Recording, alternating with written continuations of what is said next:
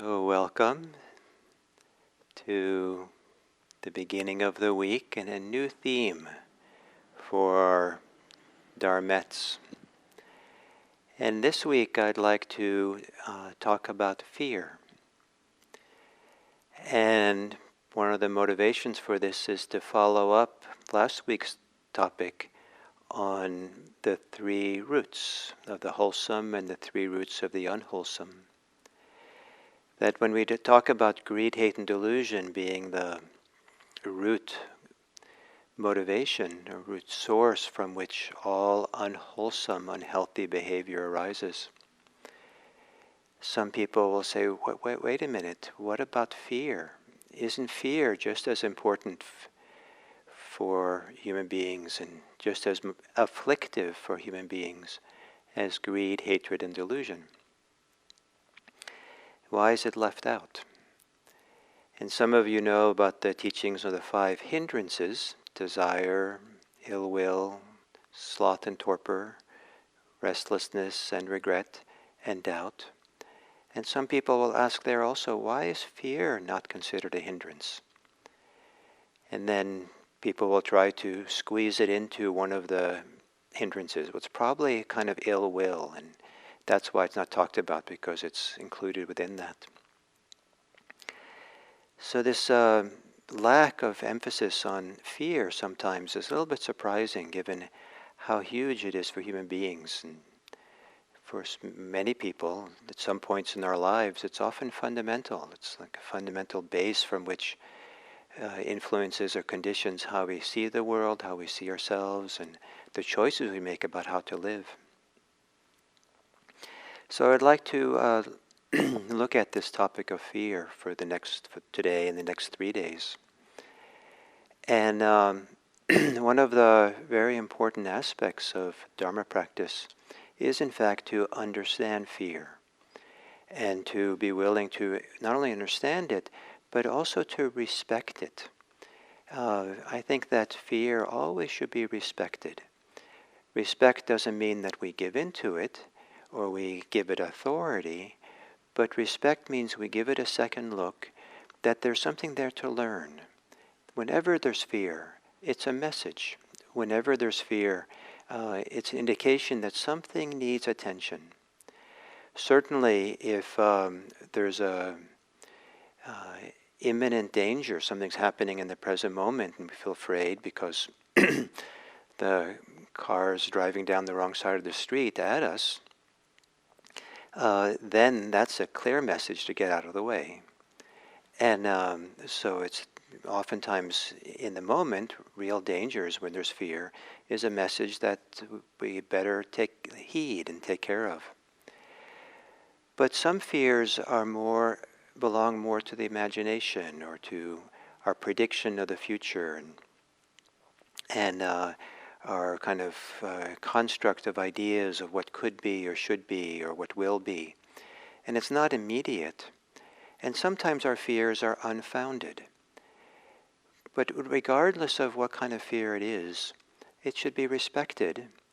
And because it's a message, it's more like a symptom of something that needs attention.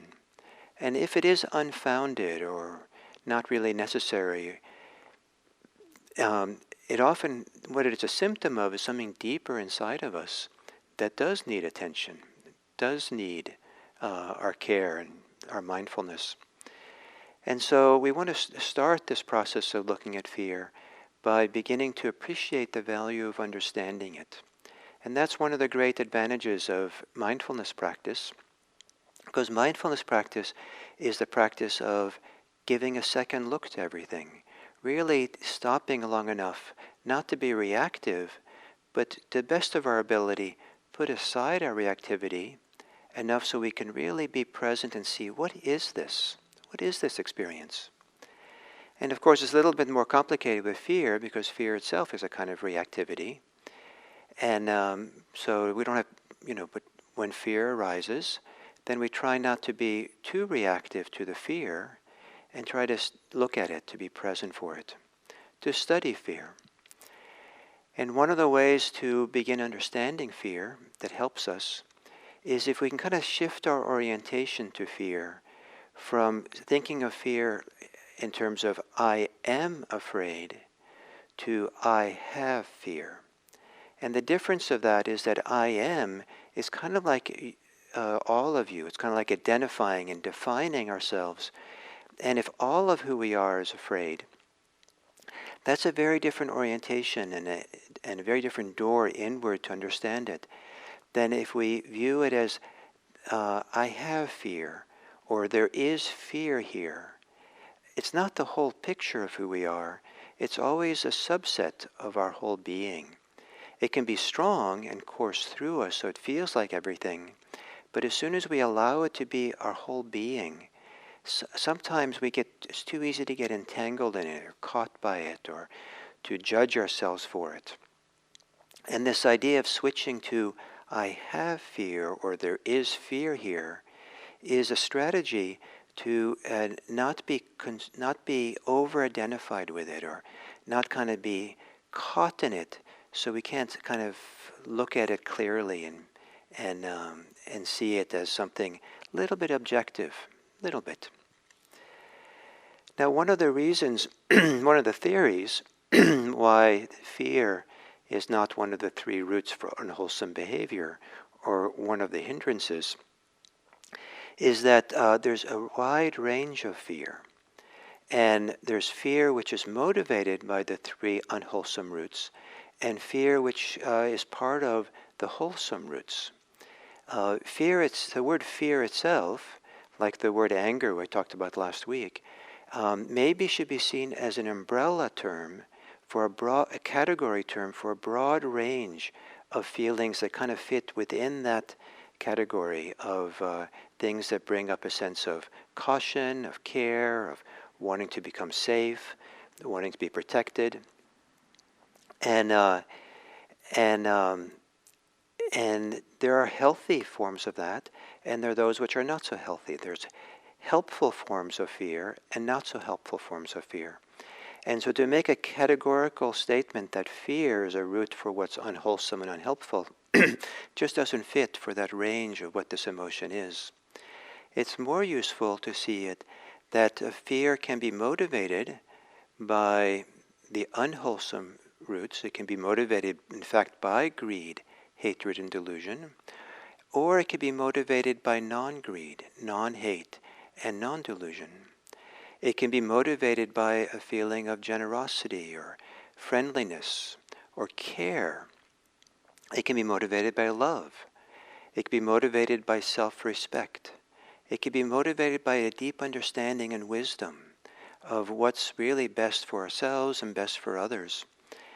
And so certain behavior, when we see up against something, some behavior, some way of thinking, some way of speaking, there can be a healthy fear that comes along when we see the danger of speaking that way or acting that way, the way it causes harm in the world, it causes harm in ourselves, causes harm in our relationships. That we have a capacity for something like self-respect, and so there's some caution around harming that, some caution of protect ourselves for our own sense of confidence in ourselves and sense of trusting ourselves. And so if we feel some fear when we're about to do something that's going to cause us to lose that. And that's considered healthy. And then on the unhealthy side, if there's a lot of greed, then there can be fear about not getting what one wants. Or we have greed about what we already have, and we're fear of losing it. There might be a lot of hostility, and in the hostility we're afraid of the thing that we're hostile for. We don't want it to get too close. We want to push it away. There can be a lot of delusion or confusion, ignorance about all kinds of things. And one of those things is the nature of self, the ways in which our self-constructs, the ideas of who we have are not such useful ideas, maybe not even true ideas, but holding on to ourselves as being a certain kind of person, then that idea can easily be threatened. So, for example, if someone grows up feeling quite insecure, but then they find a group of people, maybe a gang, a gang of people, and in that gang, they feel a sense of belonging, they feel safe, but it comes along with an identity of being someone who is really tough and strong and kind of bosses people around, or worse. But this idea of being strong and tough and bossing people around turns out to be a construct which is actually quite fragile and is easily threatened. And so then there's fear. And but if we study that fear, see that fear as a symptom, we see that deep down inside, it began with a sense of maybe insecurity. And that insecurity maybe has a better avenue of being resolved and dealt with than other ways besides being part of a gang and belonging and taking on a gang persona. So, so to study our fears and be able to hang out long enough with it, to respect it long enough so we can really start feeling and sensing what is going on here, questioning, reflecting on it, going for walks, and really what's happening here with my afraid. And then asking ourselves, is there any greed, hate, and delusion underneath here or not? Is there any wisdom or non-hate, non-greed, love, self-respect, generosity, care? What's underneath here? And what is it underneath that really needs our attention? And this idea of going down deeper and deeper to look is kind of goes along with this story that I'd like to read, a fairy tale. There was once a beautiful princess who was engaged in a hideous serpent monster. Terrified, she sought the counsel of a wise old witch. The witch told the princess that she should go ahead with the marriage, and that she should wear 10 white gowns on her wedding night. And when it came time to go to bed with the serpent, she should take off each one of the gowns, one at a time, and ask the serpent to take off one of his skins for each of hers. After she took off her 10 gowns, she was to embrace the serpent. The princess didn't like it, but she took the advice of the old elder woman. As she took off the last of her gowns, she saw that the slimy, repulsive serpent was still there. And although she was repulsed, she nevertheless had the wisdom to follow with what the old woman had said, and she embraced the serpent. When she did, the serpent was transformed into her wonderful spouse. We don't know the gender of the serpent in the end. And so so to take off the gowns, these things we've built up, the fear, layers of fear that we built up over a lifetime, layers of personas, layers of ways in which we understand and see the world and measure the world and expect of the world and afraid of the world. There might be layers and layers of kind of taking things off, taking it off. And it's a fantastic process to learn how to come from a deep place of trust, or maybe better said in the Buddhist language, a place of fearlessness, and to know how to be safe while at the same time being fearless. To have the wisdom of how to live fearlessly is part of the direction that the Dharma is going. And perhaps to become fearless without fear is maybe ultimately a better place or a wiser place, deeper place than to live with trust. And so discover this place of fearlessness is part of the gift of studying fear and understanding it and becoming wise about it.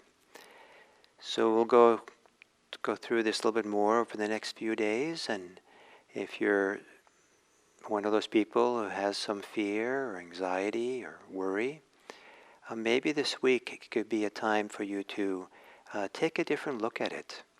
And if you find it hard for you to kind of stop and sit and be present and study your own fear, you might do one of two things or both things. You might journal about it. Just write about it, kind of. And the other is you might find a friend or total stranger that is willing to talk to you a little bit, and you just kind of talk out what you understand about fear, and just kind of explore it and and let's get to the bottom of fear this week. Thank you so much.